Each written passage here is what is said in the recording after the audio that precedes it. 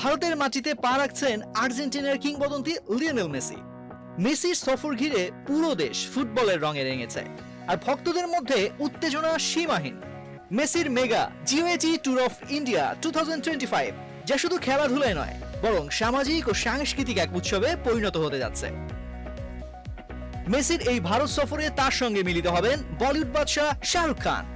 দুই তারকার একসঙ্গে উপস্থিতি কলকাতার রঙিন স্টেডিয়ামকে আরো প্রাণবন্ত করে তুলবে, এবং এরই মধ্যে শহর জুড়ে ভক্তদের মাঝে উত্তেজনা ছড়িয়ে গেছে।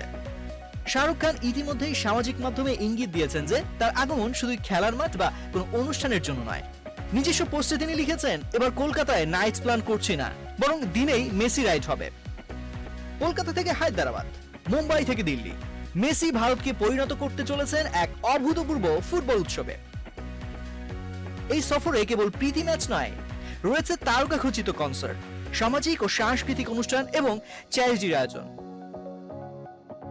মেসির ভারত সফর শুধু খেলার জন্য নয়, কলকাতার লেক টাউনে উন্মোচন করা হবে মেসির 70 ফুট উচ্চতার বিশাল ভাস্কর্য।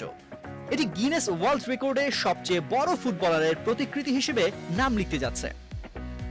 8 বছর আগে একই স্থানে ডিয়েগো ম্যারাডোনা নিজেই তার প্রতিকৃতি উন্মোচন করেছিলেন, এবং সেই কাতারে যোগ দিতে চলেছেন মেসি, এবং অনুষ্ঠানে অংশ নেবেন নিজেই। কলকাতা 13 ডিসেম্বর মেসির সঙ্গে সকাল 10টা থেকে 11টার মধ্যে বিশেষ অতিথিদের সঙ্গে সাক্ষাৎ অনুষ্ঠিত হবে। বেলা 11টা থেকে 11:45 পর্যন্ত যুব ভারতী স্টেডিয়ামে ভার্চুয়াল প্রতিকৃতি উদ্বোধন হবে, যা মেসি নিজেই উন্মোচন করবেন। এই সময়ের মধ্যেই তিনি স্টেডিয়ামে উপস্থিত হবেন। দুপুর 12টায় আসবেন বলিউড বাদশাহ শাহরুখ খান, এবং 12:30 আসবেন মমতা বন্দ্যোপাধ্যায় ও সৌরভ গাঙ্গুলি। 12:30 থেকে 1টা পর্যন্ত প্রীতি ম্যাচ ও অন্যান্য অনুষ্ঠান অনুষ্ঠিত হবে। দুপুর 2:30 মেসি হায়দ্রাবাদের উদ্দেশ্যে যাত্রা করবেন। একই দিন সন্ধ্যা 7:30 রাজীব গান্ধী স্টেডিয়ামে একটি ফুটবল ম্যাচ অনুষ্ঠিত হবে, যেখানে অংশ নেবেন মেসি নিজেই। একই সঙ্গে সন্ধ্যায় অনুষ্ঠিত হবে কনসার্ট।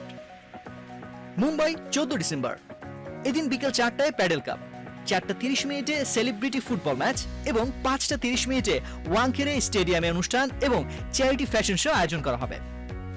নয়াদিল্লি 15 ডিসেম্বর, ভারতের প্রধানমন্ত্রী নরেন্দ্র মোদীর সঙ্গে সাক্ষাৎ। বেলা 2টায় অরুণ জেটলি স্টেডিয়ামে মিনার্ভা একাডেমির খেলোয়াড়দের সম্মাননা প্রদান, এবং সন্ধ্যা 7টায় মেসি বিদায় নেবেন ভারত থেকে।